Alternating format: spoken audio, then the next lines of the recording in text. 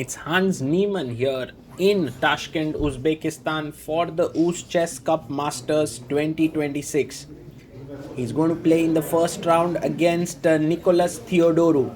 Nikolas Theodorou is from Greece and he is the winner of last year's Challengers section. And so this will be a big test for Nicholas as he faces Hans Niemann, who is now rated 2742 and is very close to entering into the top 10 in the world. Let's hear the arbiter there giving some instructions before the game. Okay, I would like to invite our distinguished guest for the ceremonial first move on the board number one. We are having Mr. Komiljon Oydinovich Sindarov, Deputy Chairman of the Chess Federation of Uzbekistan. Box. And we are ready to go. Nicholas with the white pieces opens with pawn to d4. Nicholas also has studied at the St. Louis University in the US. And Hans plays a d5. Well, Hans just finished a very intense match against Nepomniachtchi, which ended in 1-1 tie in Serbia. And from there, he's flown straight into this event. It's the Slav defense. Knight to f3. Knight goes to f6. And we have knight to c3 played. So this is one of the main lines in the Slav, and now with e6 you turn it into a semi-Slav. And e3 played here by Nicholas, opening up the bishop. This is one of the main lines in the opening. Knight bd7. And generally you don't put your bishop out on d3 because then black takes. So queen c2 makes a lot of sense because you're waiting for black to play, and I think black would go bishop d6. That's the most natural move.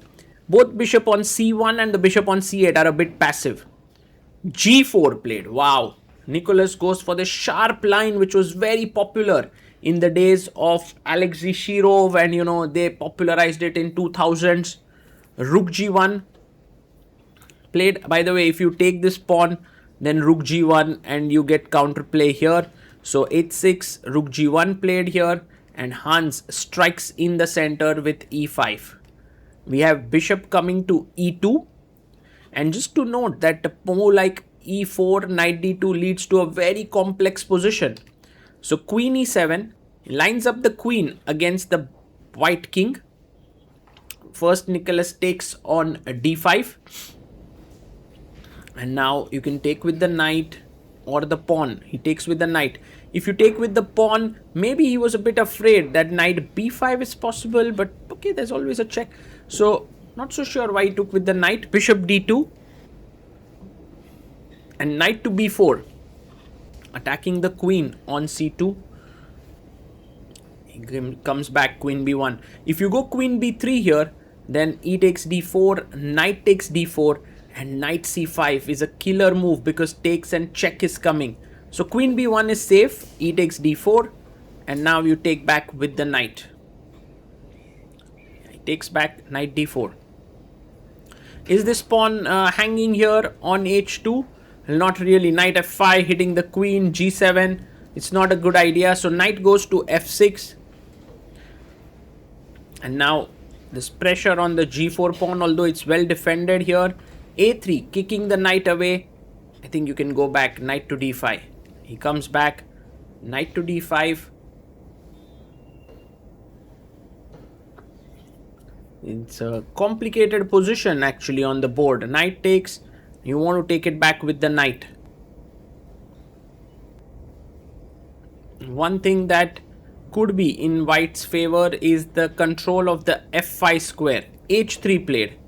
Maybe a bit too slow, but okay, it makes sense. Like for example, you could go bishop h2, rook g2, and bishop e5. The rook is a bit misplaced. Hans goes bishop d7. He's preparing long castle.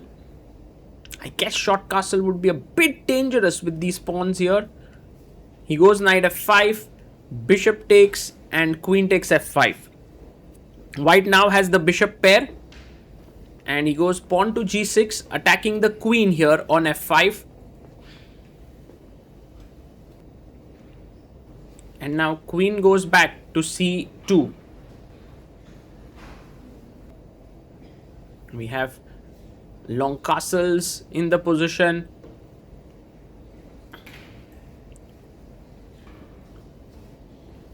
And white also long castles here. Keeping an eye on the d file. King b8.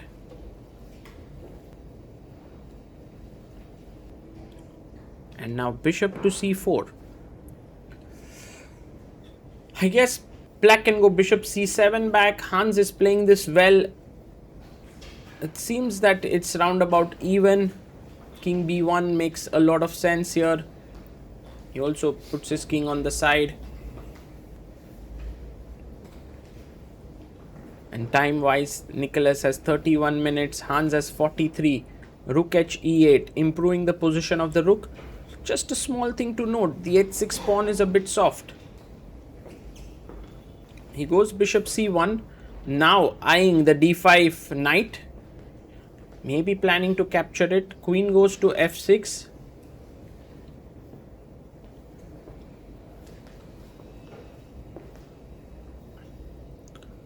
And now rook d3. He's doubling down the d file. Knight to b6, offering a trade of the rooks. Also attacking the bishop. The bishop, he goes first. Rook takes d8. Rook takes d8. And now bishop to a2. He goes bishop f1.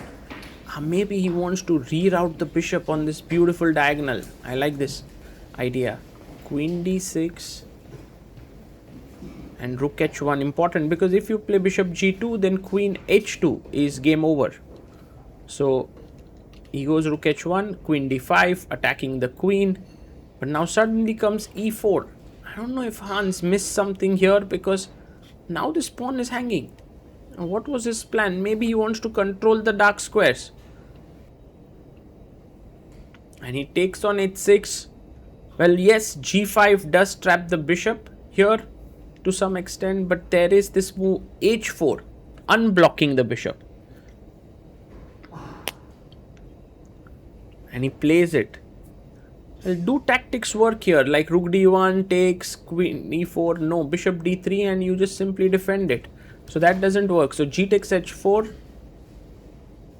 And now rook takes h4. Suddenly white has a huge advantage in the position. I think Hans Niemann, something went wrong for him in a big way. Okay, queen attacks the rook. He goes rook h5. And now bishop f4 played with the hope. Oh, he brings it back. But now once he's touched it, he has to move bishop f4. Because if you take, queen takes, black is doing quite well here. But actually what is missed is this move e5. What a beautiful move. If bishop e5, there's bishop g5. And you lose material. Queen g6. And now simply bishop f4. Hans Niemann may have spotted that. But actually now he gets back his piece on f1. But he drops into a lost endgame after check.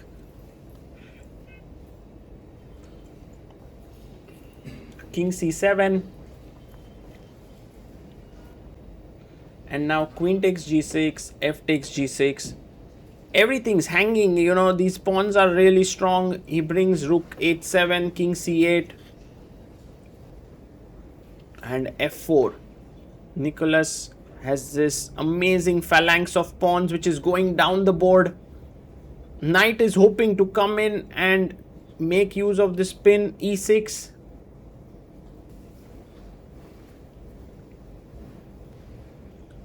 And now king d8. And there's rook to f7.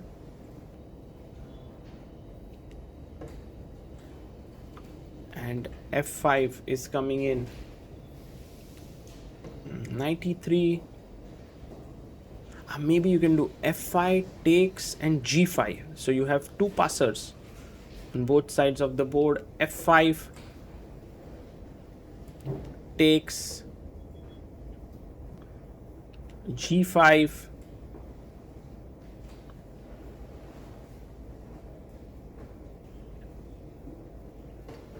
and now g6 even, because if you take rook takes g6, there's bishop takes e3, otherwise you have g7, rook f8 and g8. And this is resignable position as Hans Niemann resigns the game and Nikolas Theodorou scores his first win in this tournament. Hans Niemann starts off with a loss, and that was perhaps not a great feeling for Hans here, but great play by Nicholas as he simply managed to take all his chances and convert it into a win.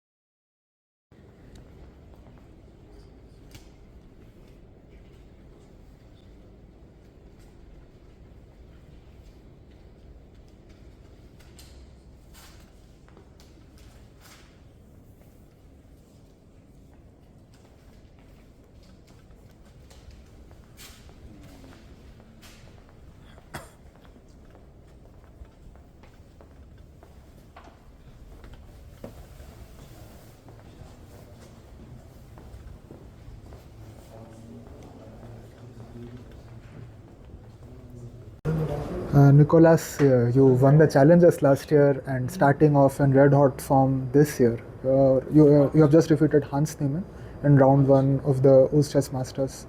First of all, tell us, how does it feel after this very tense game? Yeah, first of all, it feels great to be back in Tashkent after doing well last year. Okay. So, yeah, starting with a win is amazing, but still a very long way to go.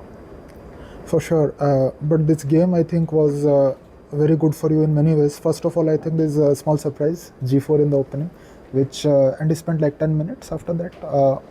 How deep was your preparation here?